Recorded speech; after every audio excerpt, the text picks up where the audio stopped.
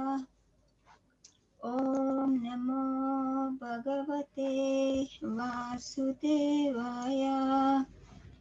Om Namo Bhagavate Vasudevaya.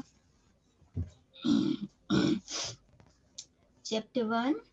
Observing the armies on the battlefield of Kurukshetra. Text 1. Is it audible, Prabhu?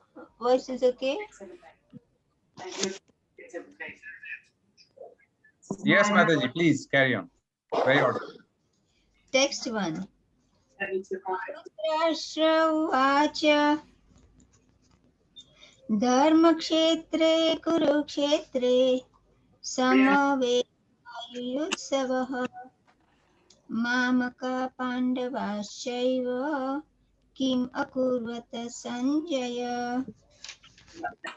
Dhritarashtra said, O Sanjaya, after my sons and the sons of Pandu assembled in the place of pilgrimage at Kurukshetra, desiring to fight, what did they do?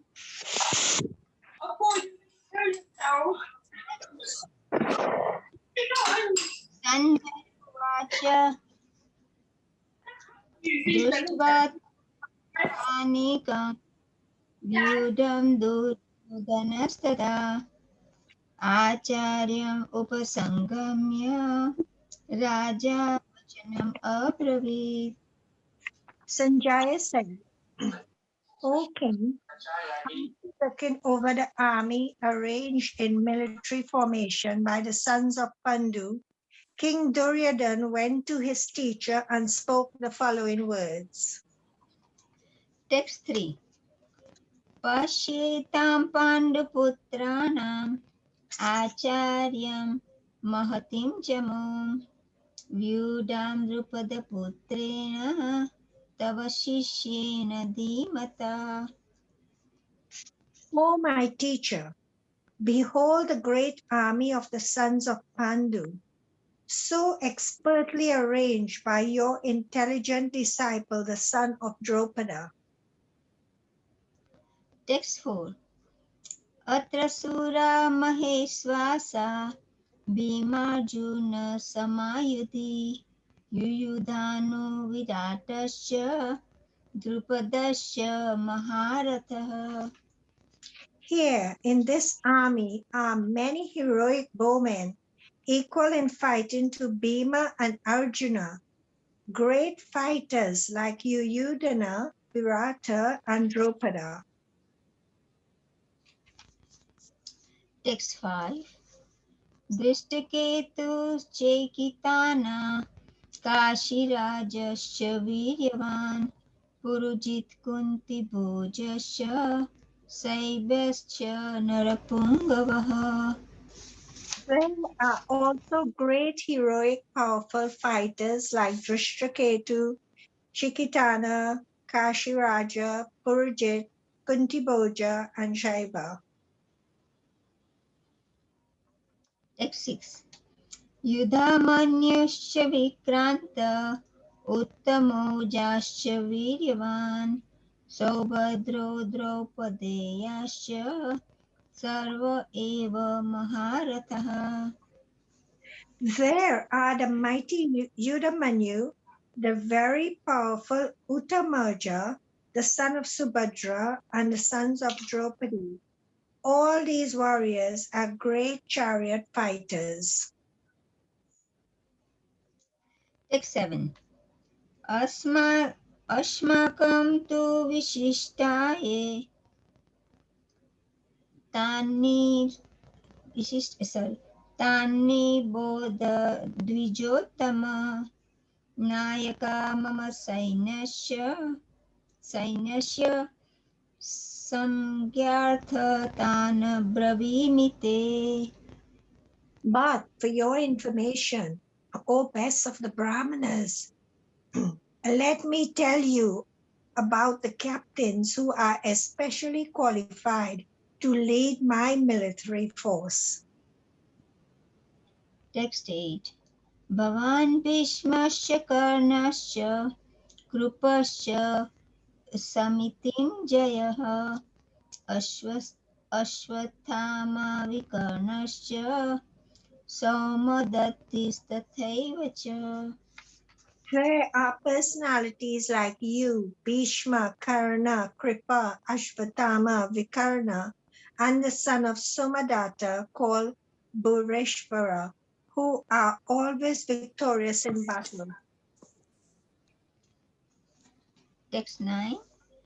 अन्ये च बहवः सूरा मदर्थे त्यक्तजीविता नानाशस्त्रप्रहरणाः सर्वे युद्धविशारदा.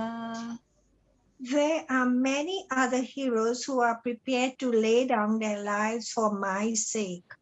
All of them are well equipped with different kinds of weapons, and all are experienced in military experience. Text 10.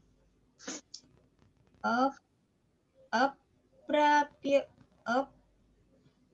अपर्याप्तं तम् अस्माकं बलं भीष्माभिरक्षितं पर्याप्तं त्वइदम् एतेषाम्.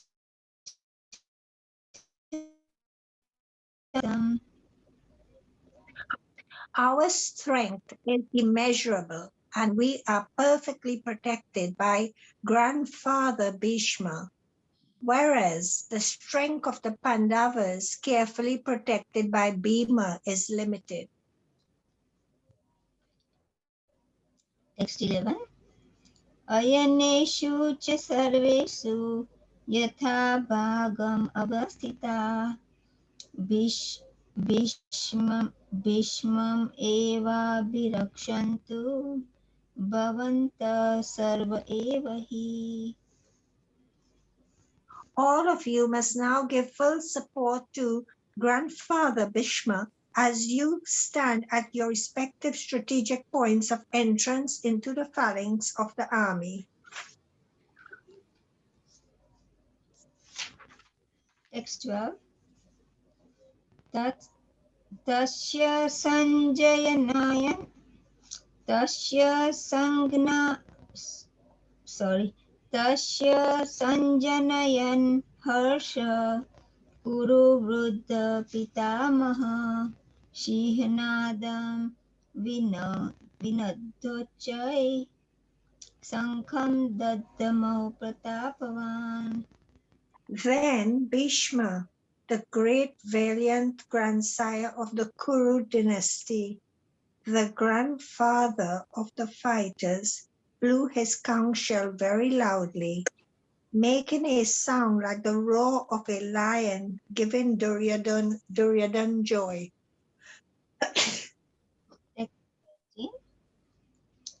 Tataha Sankhascha Bhairascha Panavanaka Go Mukha Sahasaiva Vyahanyanta Sabda Tumulubhavat. After that, the conch shells, drums, bugles, trumpets, and horns were all suddenly sounded, and the combined sound was tumultuous. Text 14.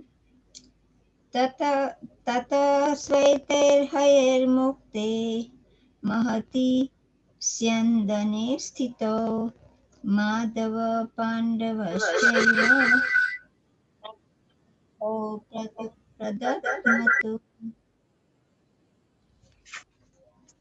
On the other side, both Lord Krishna and Arjuna, stationed on a great chariot drawn by white horses, sounded their transcendental conch shells. Text 15.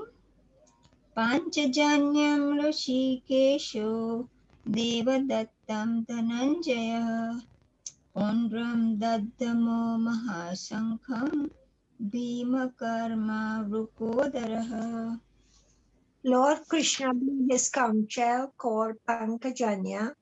Arjuna blew his the Devadatta, and Bhima, the ferocious eater and performer of Herculean tasks, blew his terrific conch shell called Poundra. Text 16 to 18.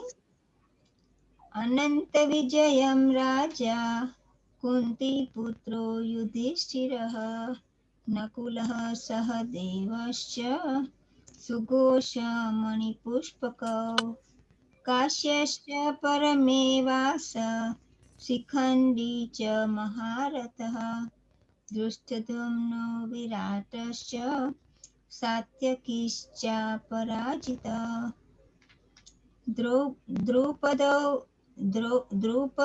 द्रौपदेयाश्च सर्वसः पृथ्वीपते सौभद्रश्च महाबाहु शङ्खान् दद्मो पृथक् पृथक्. King Yudhishthira, the son of Kunti, blew his conch shell, the Ananta Vijaya, and Nakula and Sahadev blew the Sagosha and Manipushpaka. That great archer, the king of Kashi, the great fighter, Sikandi, Dristadum, Virata, the unconquerable Satyaki, Drupada, the sons of Draupadi, and the others, O king, such as the mighty armed son of Subhadra, all blew their respective conch shells. Text 19. सघोषोधार्तराष्ट्राणां हृदयानि व्यधारयत् नभश्च पृथिवीं चैव तुमुलोऽभ्यनुनादयन्. The blowing of these different conch shells became uproarious, vibrating both in the sky and on the earth. It shattered the hearts of the sons of Dhritarashtra. Text 20. अथ व्यवस्थितान् दृष्ट्वा धार्तराष्ट्रान् कपिध्वजः प्रवृत्ते शस्त्रसम्पाते धनुरुद्यम्य पाण्डवः ऋषिकेशं तदा वाक्यम् इदम् आह महीपते. At that time, Arjuna, the son of Pandu, seated in the chariot bearing the flag marked with Hanuman, took up his bow and prepared to shoot his arrows. O king, after looking at the sons of Dhritarashtra drawn in military array, Arjuna then spoke to Lord Krishna these words. Text 21 to 22. Arjuna Uvacha Senayor Ubayormadhye Ratham Stapayamechyuta Yavat etan niriksheham Yudho kaman avasthitan Kairmaya sahayudhampyam Ashmin rana samuddame. Arjuna said, O infallible one, please draw my chariot between the two armies, so that I may see those present here who desire to fight, and with whom I must contend in this great trial of arms. Text 23. Yotsyamanaan avehyaham ya etetra samagataha Dhatarashtra Yudhe priya chikirshavah. Let me see those who have come here to fight, wishing to please the evil-minded son of Dhritarashtra. Text 24. Sanjaya Uvacha Evamukto Rishikesho Gudakeshena Bharata सेनयोर उभयोर्मध्ये स्थापयित्वा रथोत्तमम्. Sanjay said, O descendant of Bharata, having thus been addressed by Arjuna, Lord Krishna drew up the fine chariot in the midst of the armies of both parties. Hare Krishna. Hare Krishna. Thanks for the opportunity and sorry, forgive me for my mistakes. Hare Krishna. Thank you very much, Mataji. It was very wonderful recitation, no doubt about it. I'll stop sharing this for now. And so, Krishani Mataji and Premila Mataji, thank you so much for your recitation. It was full of love and devotion. So, please, Mataji, no need of apologies. Thank you. Thank you, Prabhu. Hare Krishna. Okay, so today's verse is 1.6. And I think by mistake, it was written chapter 18 to 1.6, but it's obviously chapter 1. Chapter 18, so it was written 18.6. Obviously, it is 1.6. So I'll just read the verse again. Yudhamanyuscha vikranta uttamajascha viryavan Subhadrau Draupadeyascha sarva eva maharatha. There are mighty Yudhamanyu, the very powerful Uttamaja, the son of Subhadra, and the son of Draupadi. All these warriors are great chariot fighters. So we'll just do our Pranati prayers quickly. Om Agyanam Timirindasya Gyananjana Shalakaya Chakshurun Militam Yena Tasmai Shri Guruve Namaha.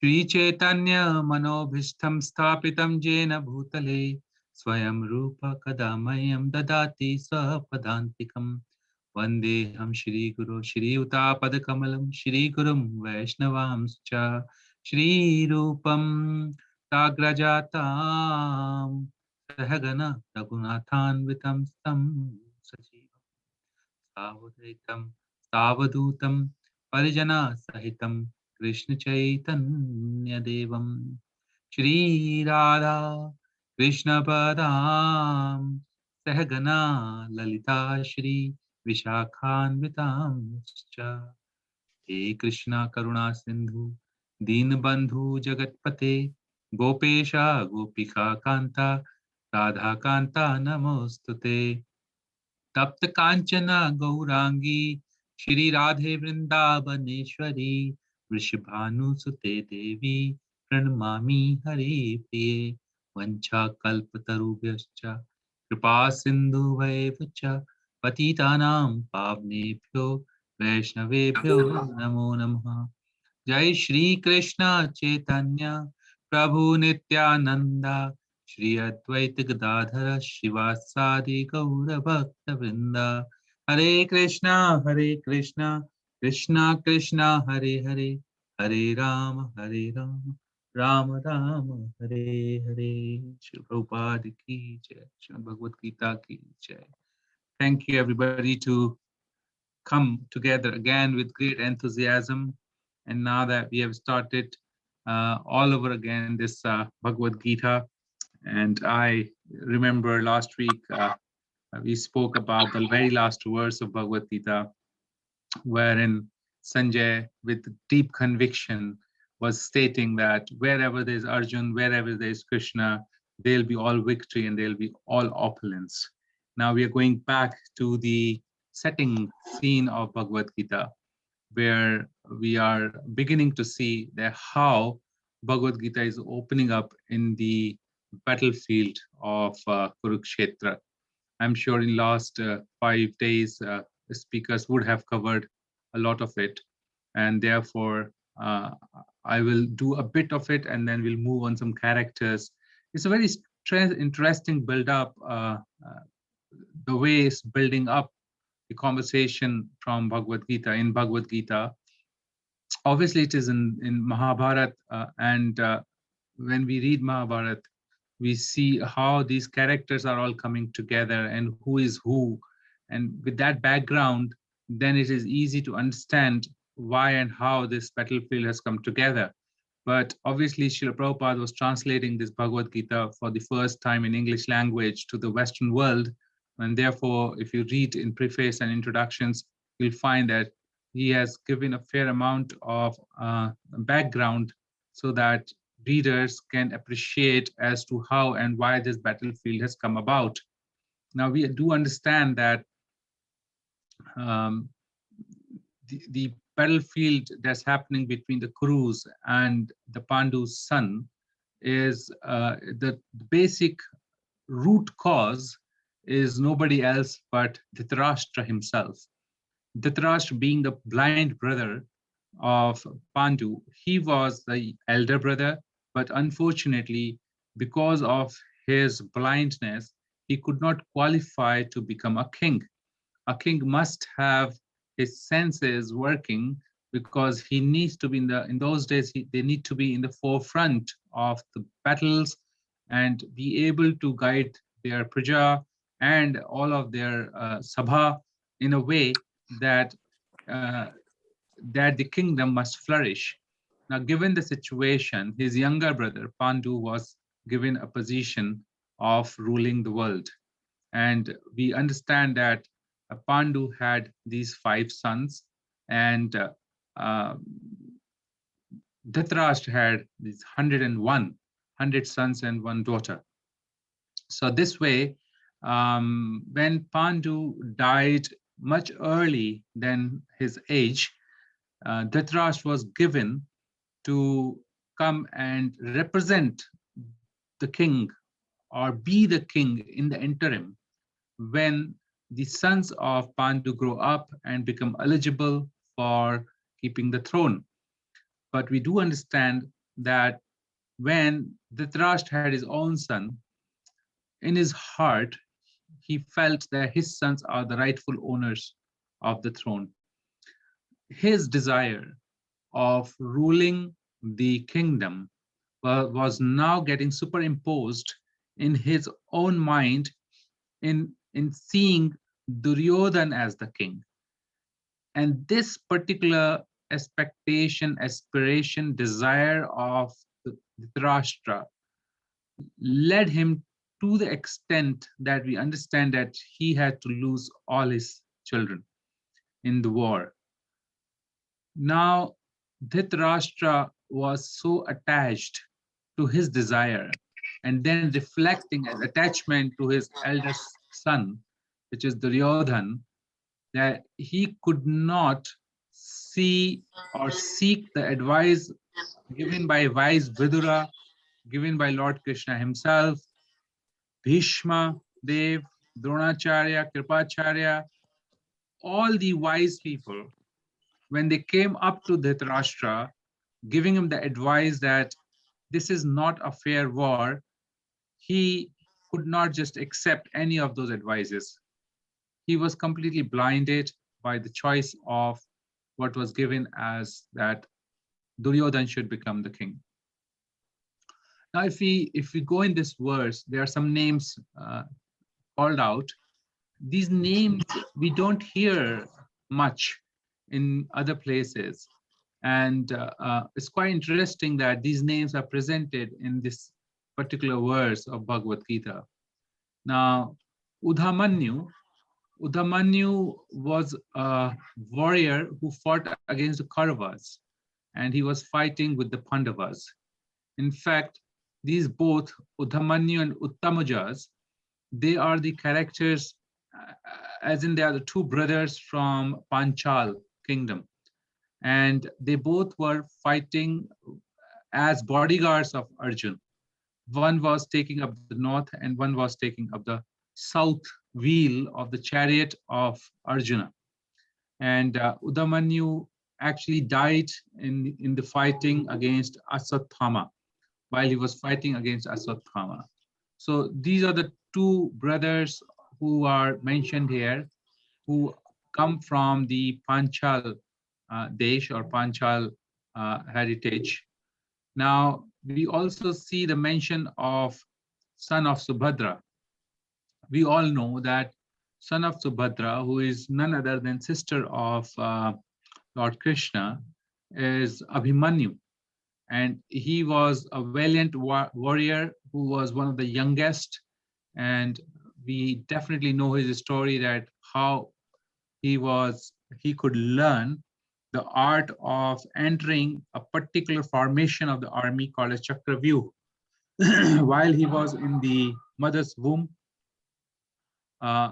he could Arjun was describing the formation, how to get into the formation of Chakravyuh, and Subhadra was hearing it. And at the time when Arjun was describing how to enter, Subhadra was awake.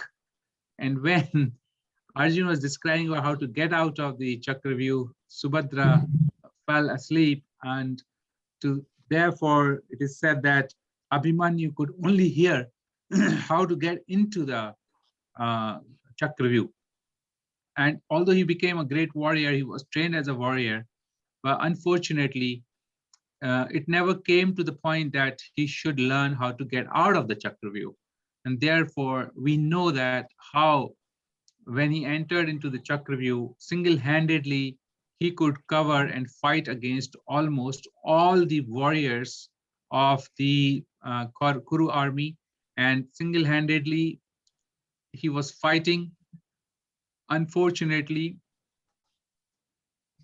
4 or 5 of these warriors came together and they killed Abhimanyu irreligiously against the norms of the war set up by both the parties. One man has to fight with another man. That's the rule of the war. It is not that 5 people or 5 Maharathi can fight against 1 Maharathi. And the rule that if you do not have a chariot, the person on the chariot should come down and fight on the land, both of them. So these were the rules, and all the rules were broken completely, because Abhimanyu could fight to the end, up to the point that his chariot was completely destroyed. And when his chariot was destroyed, physical chariot was destroyed, he created another chariot through his powers, and he created that chariot in the sky. He got up into the sky and he fought against them from the sky.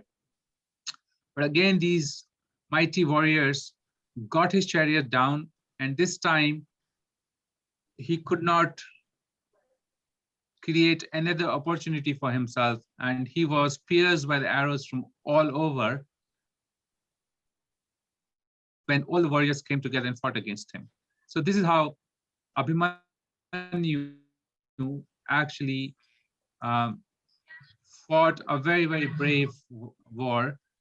And at the end, Arjun was lamenting in the night when he came back, because that particular day, Arjun had been misguided to leave the field to the other parts of the war field, so that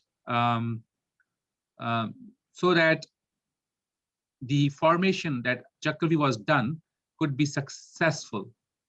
And Jayadratha was one of the key person who was involved in killing Abhimanyu. So when Arjun came back, he was lamenting. He was lamenting as to why it has happened.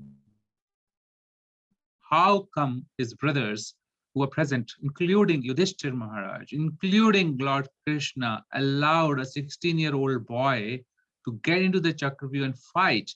The idea was that when Abhimanyu will get into the Chakravyuh, because he know how to get into Chakravyuh, Maharaj, Yudhishthir, and all other warriors of Pandav army will follow Abhimanyu. Unfortunately, that day Jayadratha could stop everybody else because he was benedicted to do so.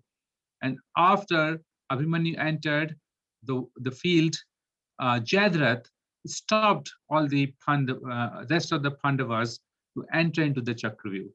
And that's how they got Abhimanyu on his own, and they could just kill him, or rather brutally kill him.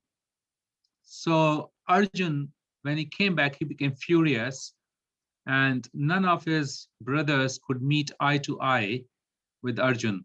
And that time, Arjun actually broke after that, and he cried and cried. This is happening after he understands that Lord Krishna is the most powerful, the omniscient, omnipresent Lord himself. Still, he was showing the symptoms of lamentation. And that time, Lord Krishna told him that Arjun has gone back to where he came from, the heavenly planets. And because his father wanted him to go only for 16 days of that planet to planet Earth, because 16 days of the heavenly planet is equal to almost 16 years of the earthly planet. And therefore, now he's gone back in his rightful position. And when Arjun was given this understanding, still he was lamenting. But obviously, we know that next day he took the vow to kill Jadrath. So that is the story of the son of Subhadra in very, very short. And then there's a mention of sons of Draupadi. Now, sons of Draupadi are none other than, they were called as Up Pandavas. Up Pandavas. Up Pandavas, because they are sons of Pandavas, therefore Up Pandavas. And their names are mentioned in Mahabharata. We do not generally talk about these boys because they could not do much as they were growing. We'll come to the story of how Aswathama killed all the Upa Pandavas. So these Pandavas were Prativindhya, he was from Yudhishthir Maharaj. Then there was Sutta Soma, he was born of Bhima. Then there was Shrutakama, Karma, who was born of Arjuna. Satanika, who was born from Nakula, and Shutrasena, he was born of Sahadev. Now we do know the story of how these Pandavas were really taken, or Upa Pandavas were killed by Ashwatthama. Towards the end of the battle, absolutely end of the battle, there was only one person left and two more, which was Duryodhan and Ashwatthama and one more. So when Duryodhan, sorry, Kripacharya. what's his name? Kripacharya, Prabhu. Thank you, Mataji. Kripa. So Kripa and Ashwatthama and Duryodhana. So at the end, when Duryodhana was left alone, he took shelter under the huge water body and he went inside. Obviously, he was a mystical, he had a lot of mystic powers. So he went inside and he started to rest there. He was not a coward. He was a very, very brave warrior. But he was fighting for the wrong cause. And we all understand that he was a personification of Kali himself.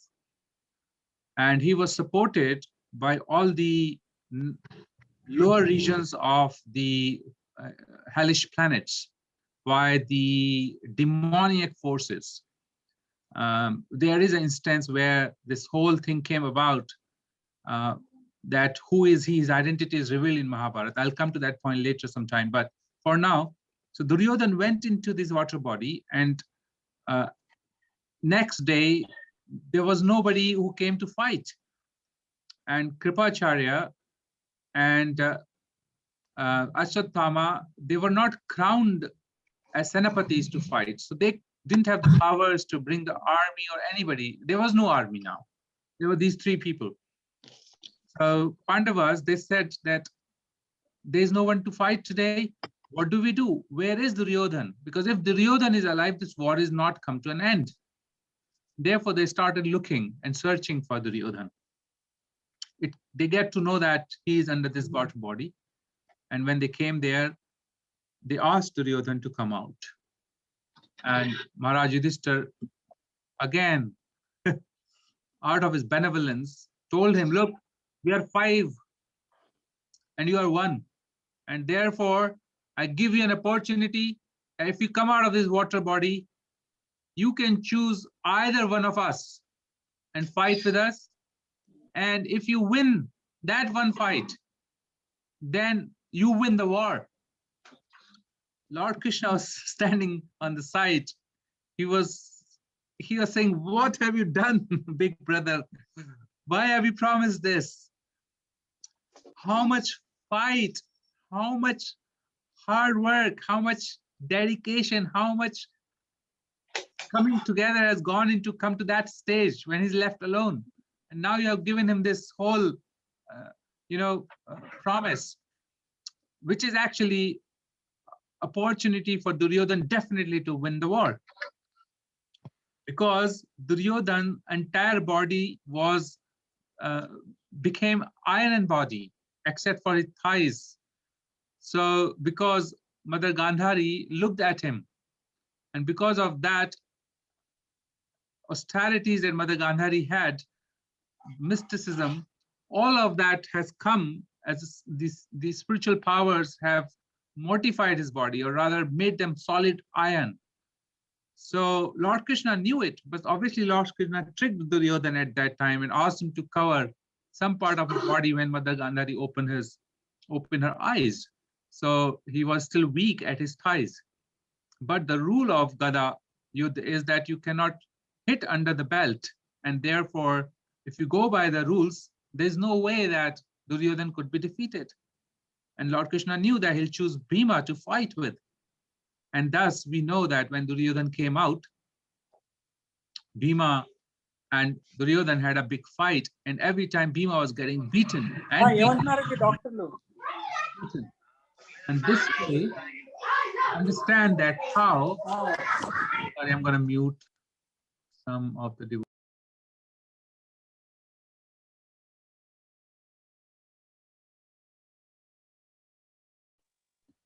We can't hear you, Prabhu. We can't hear you. Prabhuji, you've muted yourself. You muted yourself, Prabhuji. Okay. Dear devotees, please try to mute yourself. Thank you. Otherwise, I'm messing around. Okay, thank you for tolerating. Okay, so this Bhima, then obviously Lord Krishna told Bhima to hit under the waist. And that's how he started hitting, and he got Duryodhana knocked out. At that point in time, Balram also came, and Balram said, this is wrong. How can you hit under the belt? Anyway, somehow Krishna explained the situation, and Duryodhana was left behind, and everybody left. By this time, there was evening. Duryodhana is now actually lying on the floor, and he's about to die. But he has not lost his hope. So at this point in time, Ashwatthama and Kripacharya comes to Duryodhana and says, what is the order for us? So at that point in time, Duryodhana crowned Ashwatthama as the chief Senapati and said, okay, go and get me the heads of all the Pandavas, and then I will be dying peacefully. So eagles were hovering around Duryodhana at this point in time. There was nobody around except for him. Nobody. So Kripa and Ashwatthama, they went looking for the camp of Pandava Sena. When they reached closer, Ashwatthama saw something which inspired him to do something very unrighteous.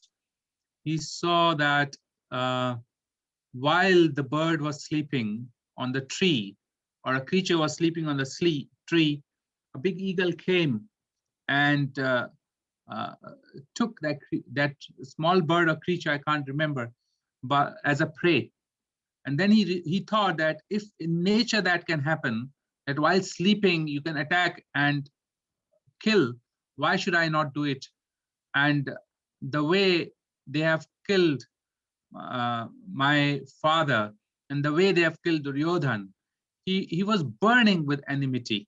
He was burning with, because he was son of Dronacharya, so he was burning with the feeling of revenge. and somehow or the other he wanted to kill all the Pandavas. So as he was going to the camp of the Pandavas, he saw a brilliant personality. But Kripacharya, obviously, he was Acharya, he didn't want to participate in this heinous act. So he walked away, and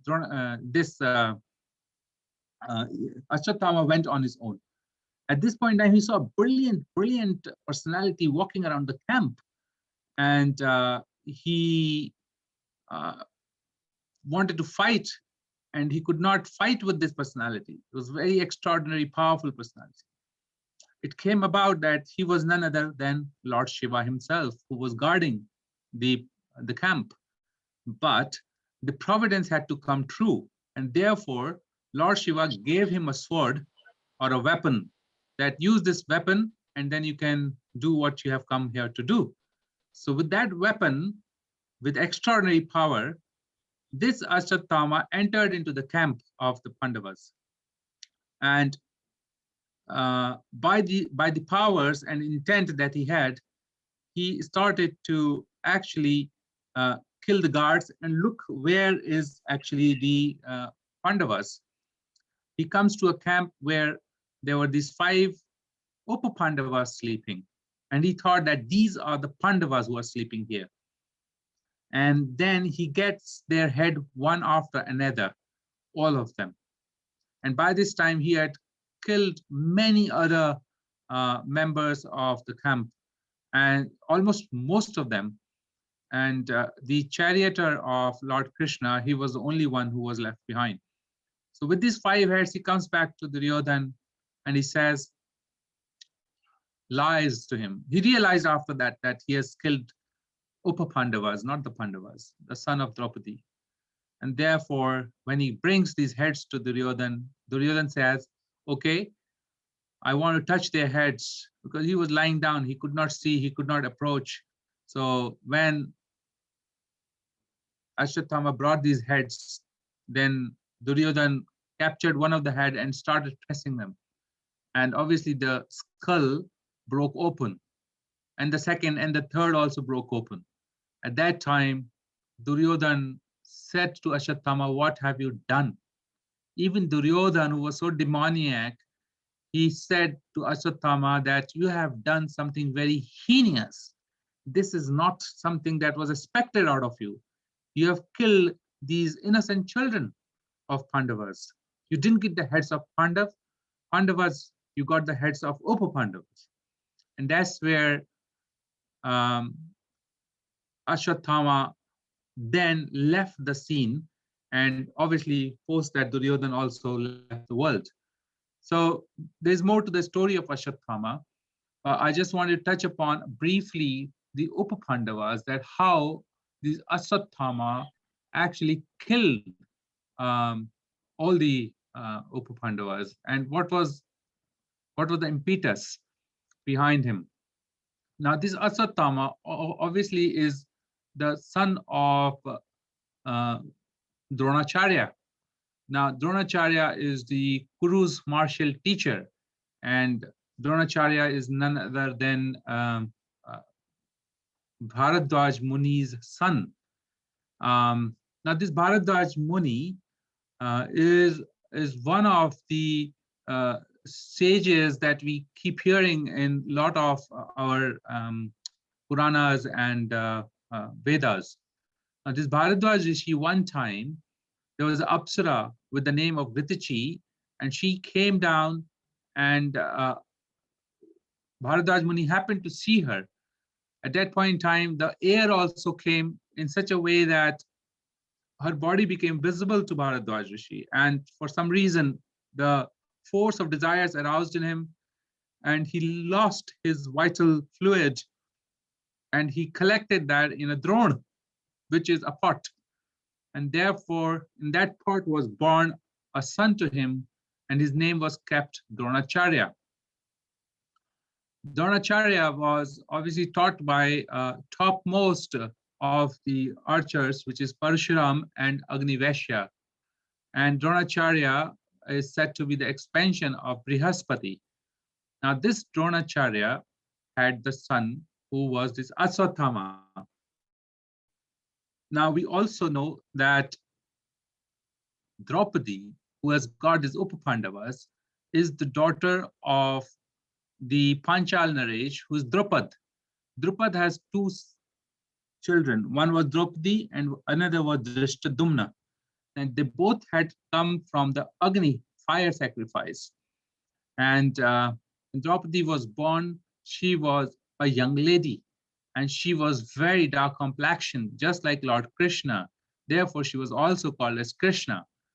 And when Draupadi, in her previous life,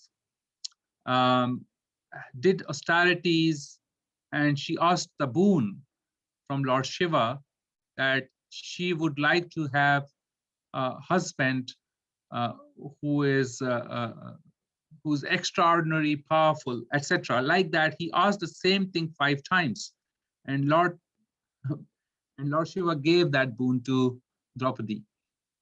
So in this particular incarnation, or she finally had to marry 5 Pandavas due to the Swamvar. And we know the story when the Swamvar was won by Arjun, how he came to Mother Kunti, and Kunti mother said that, okay, you whatever you've got, you divide amongst 5 of you. And then Arjun was perplexed. How can this happen? Because whatever Kunti has said has to come to pass. And then obviously Yudhishthira Maharaj, he is the representation or dharma himself. So he said that whatever our mother Kunti says is dharmic, is dharma. So it cannot be adharmic. And therefore they all married Panchali, another name of Draupadi. And so the story between Drupad and Dronacharya is there. We know that story where Drupad and Dronacharya, they both were going to the same Gurukul. And while Bharadwaj Muni had Dronacharya, his friend who was the king of Panchal had his son with the name of Drupad, and they were quite the same age. And when they both started to study together, that point in time, they had great friendship. But as when they grew up, obviously Dronacharya became a Brahmin, and he had absolutely, he was living in the poverty, whereas Drupad became the royal king and the prince and the king of the Panchal and became Panchal Naresh. So one time there was a Brahmin with the name Ram. There was a personality with the name Ram who was giving away all his wealth. And when Dronacharya got to know, and because he was in poverty, he went to this Ram and asked him that, I would like to get some of these charity. But at that point in time, Ram said to him that all the charity is done. All what is left with me is my weapons and myself, and you can choose either. So that time Dronacharya asked for the weapons, and this is the way he got this mighty art of weaponry and possessed these weapons from that personality. So he felt that now he can go to Draupad and ask for his friendship again. So when he went to Draupad and said that, look, at some point in time, you did say that you will part a part of your kingdom with me when we were friends. So Drupad actually insulted him, saying that friendship cannot happen between the unequals, and you have to be equal. You are not a king, and I'm a king, and therefore I don't know you. There's no possibility of question of saying you as a friend. And that's how Dronacharya felt insulted, and he came out of that situation. He was humiliated, and later on, when Bhishma Dev appointed Dronacharya as the royal teacher of archery and fighting and the weaponries and arms, etc., for all the Kurus and Pandavas' son, all the Kauravas and Pandavas, that time when they grew up in Guru Dakshina, he asked Arjun to get Drupad. And that's the time when Arjun and his brothers went to the Panchal kingdom and defeated Drupad and bound him, got him by the knees to Dronacharya as their dakshina to the Guru. And therefore, at that point in time, Dronacharya said to Drupad that, look, I have full of your kingdom now. And because I am a king and you were a king, I will now give 50% of this kingdom back to you. And now that you are a king, I am a king, we can become friends. So Drupad said yes, and he accepted this friendship on the face value. But inside, he was also humiliated. And in due course of time, they became the worst enemies. And therefore, we see in the beginning or the opening of Bhagavad Gita, Duryodhan very diplomatically calling out that how the son of Drupad has formulated the army of Pandavas. Who was the son of Drupad? Drishtadumna, brother of Draupadi. They both arrived from the Yagna sacrifice.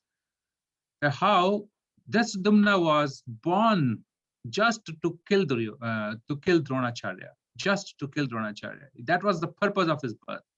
And even though he knew it, Dronacharya knew it, still Dronacharya taught the archery and the weaponries to Drishtadumna. Such was the magnanimity of the acharyas those days.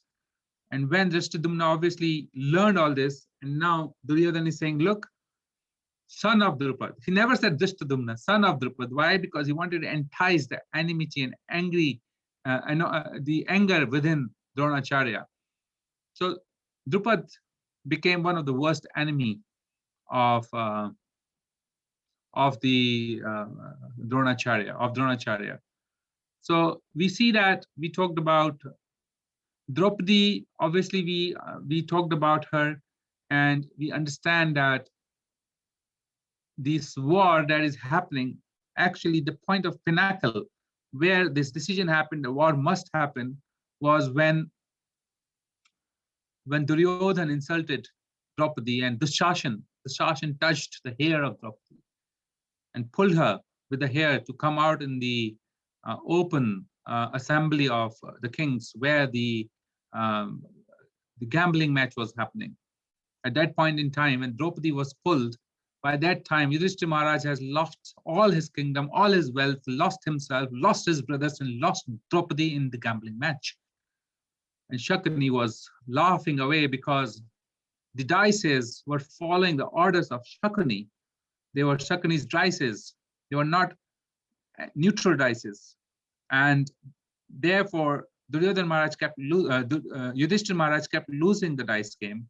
And ultimately, it came to this extent that Draupadi should be disrobed. And this was Duryodhan, who felt insulted at one time in the palace of Indraprastha, and he was wanting to revenge on Draupadi. And all of these 5 brothers with full might, who can uproot the entire kingdom, could do nothing about it. Dronacharya,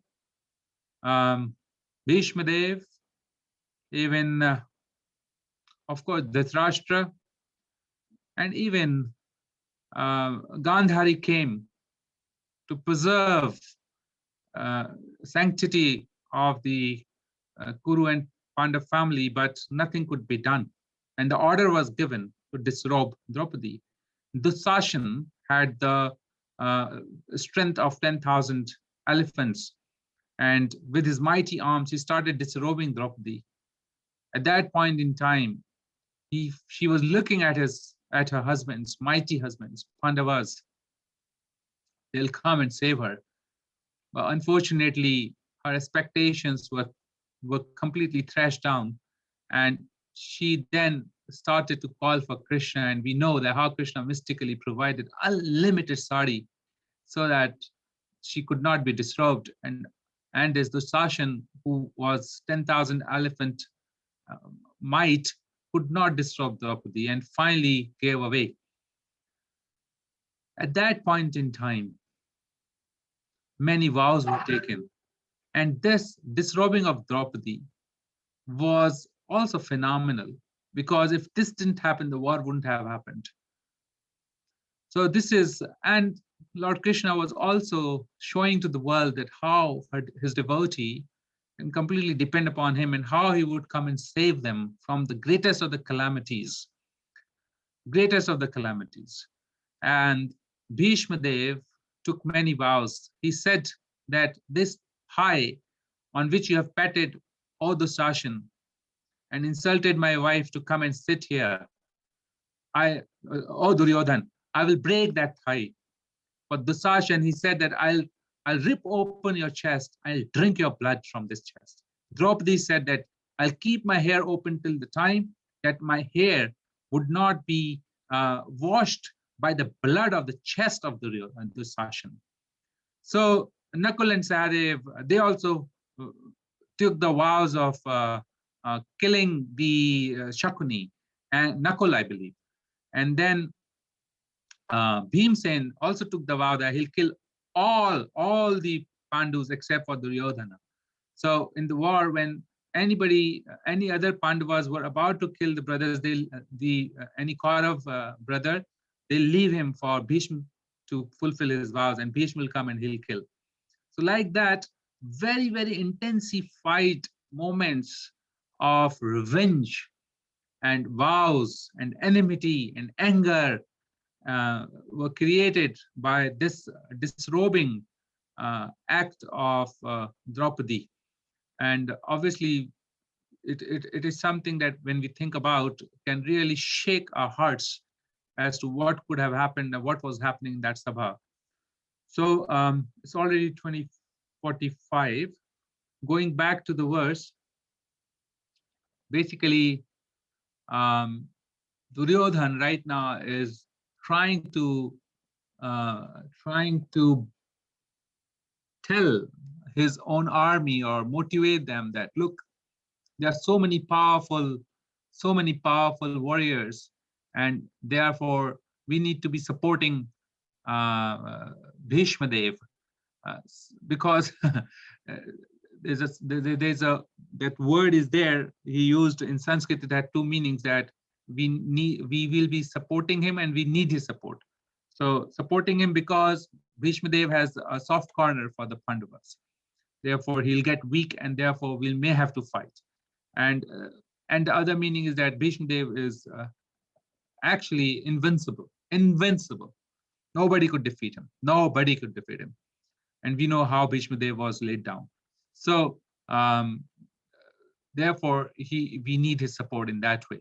So we see how diplomatically Duryodhan has built the whole plot of the Pandavas and Kuru armies, and he's talking about all the great warriors, and he's building the confidence of his own army, that how I have Dronacharya, I have Kripacharya, I have Bhishma, I have Karna, Ashwathama on my side, and myself, Dusashana. So, and there are these Pandavas and Lord Krishna, who's the charioteer, who's not going to fight.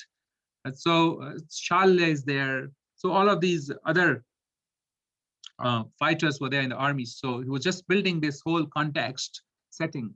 Now we have to understand that Duryodhan is completely driven by the selfish desire of not just to acquire the kingdom. Actually, he hated Pandavas.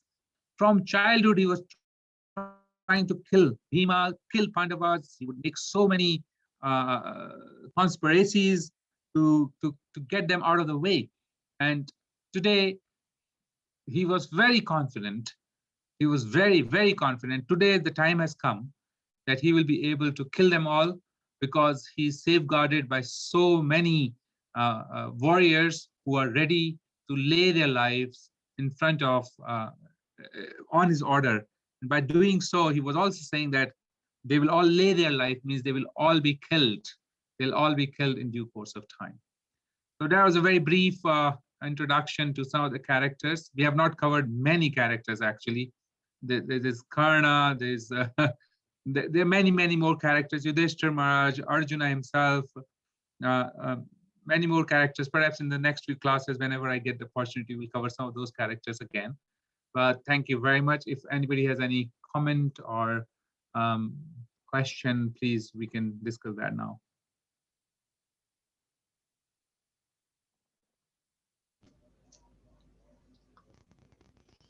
Hare Krishna, Prabhu. Hare Krishna, Mataji. Prabhuji, you were saying that in a Duryodhan, he was hiding in the water, right? And but you said, but he was not covered. So how come he was not covered if he was running away from the war and then he was hiding?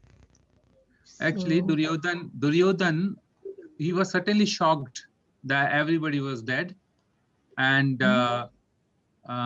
the words that he's not covered is said by Krishna himself.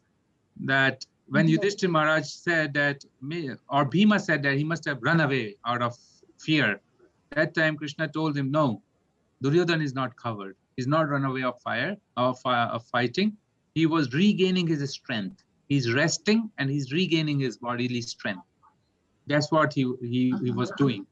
So it wasn't out of fear, because he was a Kshatriya. He was trained by Dronacharya. They lived in the similar situation and settings. He wasn't covered enough to run away at the battlefield, so to say.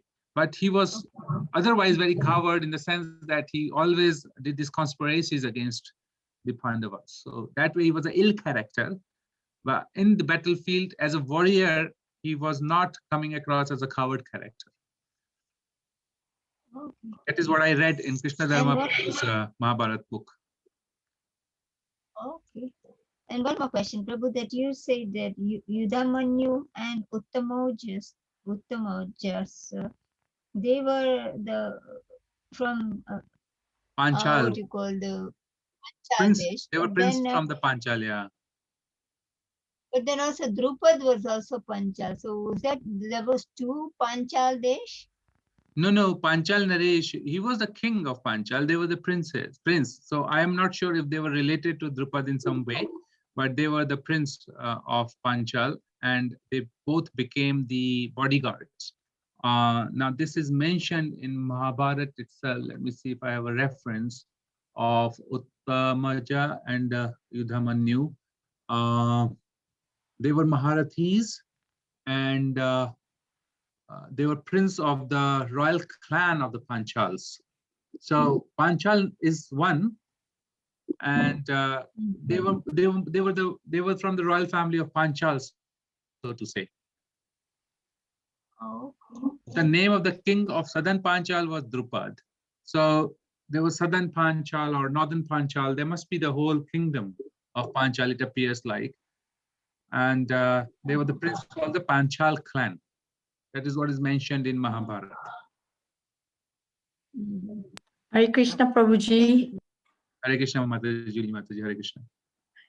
I wondered what sense should we make on the meaning, maybe, or the understanding should we have on the disgraceful event of Draupadi being disrobed in front of all the men, which is one of the worst things a woman to be done to a woman, and all these exalted devotees, I should say. I don't know if they were exalted after all that.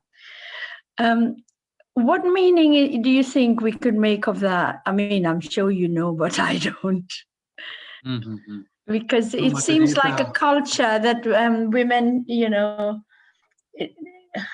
is not honoring your word is such a big thing in our culture. In the gambling event. So therefore, the gambling in itself is not acceptable. Is not permitted. But the Kshatriya kings, they were they could not say no to two things. One was the war. If somebody calls them, challenges them, they will have to fight. And if they are called for the game of dice, they will have to accept that challenge. Now, Dhritarashtra, knowing that if he throws a challenge on Yudhishthira for the match of gambling, he will accept it. And he knew that Shakuni is the master of dice, and therefore they will be defeated. And Duryodhana was constantly coming to Dhritarashtra saying that I want them to go out in exile. They shouldn't be living in this kingdom. And like that, this Dhritarashtra was continuously paving the way for the plot that Shakuni and Duryodhana had. So he became a puppeteer, actually, puppet in the hands of these two. And therefore he throws a challenge. And Yudhishthira Maharaj obviously always respected Dhritarashtra as his own father. And therefore he accepted and came. Now, nobody knew that the plot is going to go to such an extent. And therefore, one learning is that any kind of speculative games are very, very dangerous, and one should keep away from them. And even Duryodhana, even Dhritarashtra, oh, I'm so sorry, even Yudhishthira Maharaj, Dharmaraj himself could not save him from this misfortune. Now, what do we think about this event? There could be many, many perspectives of this event. And Gandhari was ashamed of it. Gandhari is a devout devotee of Lord Krishna. She's a chaste woman. And Prabhupada has mentioned in Bhagavad Gita and other places in Srimad Bhagavatam that she was the first-class devotee, and she chose herself to blind because her husband was blind. So even she could not do much to stop this event to happen. This goes to tell that somehow Lord has chosen his very, very dear devotees to give examples in front of the world that how even in the greatest calamities, what is the way if a devotee surrenders and he is there for them.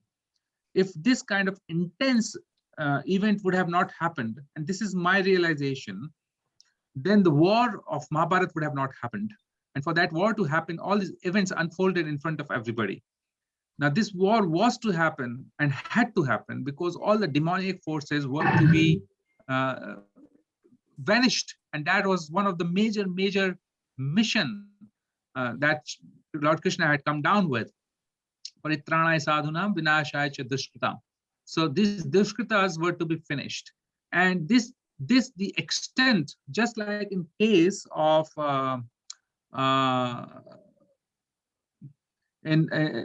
during the I'm forgetting the name right now,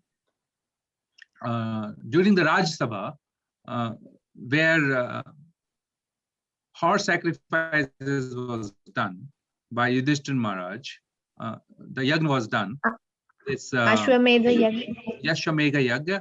This the character with Lord Krishna has put his Sudarshan Chakra. Shishupal. Now Shishupal, you see, Lord Krishna is tolerating him for almost up to 99 abuses, right? And the 100th abuse happened, and the Sudarshan Chakra went by himself and killed him. So when this disrobing event is the point where the tolerance was finished, because nothing bad than this can ever happen to the own daughters of the family. Now, with that, when the extent has gone to this stage, that's when the plot of war is prepared now, which was inevitable. So although Pandavas were trying, although Krishna was trying himself, but this point of Mahabharata actually tells the reader that here the war is already decided because of the vows that were taken, and the war must have happened. It was just must had happened because it was just the duration of time which was preventing the war and the death of these people, because Krishna could have killed them then and there. But he wanted all this to happen as per the plot, because he wanted all the armies to come together, all the demonic forces to come together and kill them, all of them together. So in a way, in a very protective way, although from our perspective it's insult, it's a heinous, it's most lowly act that can happen. But from Lord Krishna's perspective, like a father knows that Shivram Maharaj was telling one time, when he sends his brahmacharis for preaching, you must know that how far you can throw your fish or in the sea if you have to catch a crocodile, because you shouldn't throw it too far that crocodile eats it. Neither you can have it too close that the crocodile doesn't come attracted. Similarly, you were saying that in preaching, when the devotees are going out, then they should know where to stop and where to come back, because otherwise Maya Devi can get them. Similarly, Krishna knows that how far he would take it, but he knows that after that point, I'll prevent that happening. I will prevent happening. So it wasn't that Draupadi was disrobed. It was an attempt made, but Draupadi wasn't disrobed. Draupadi was prevented. And to this date, devotees meditate upon this, and they feel solace in Lord Krishna's lotus feet, that whatever may come, we will always be sheltered and Lord will protect us. So from that viewpoint, if we look at it, it has a great significance in lives of devotees. It has a historical significance, and it has a significance of why it has happened at that point in time. Hare Krishna. Thank you. Krishna. Okay, there are some chats here. It's almost 9 o'clock. So thank you, devotees. Thank you very much for coming here together again. And please forgive me anything I would have messed some name or something during the course of our discussion. But thanks a lot. Hare Krishna. Hare Krishna. Hare Krishna. Thank you. For the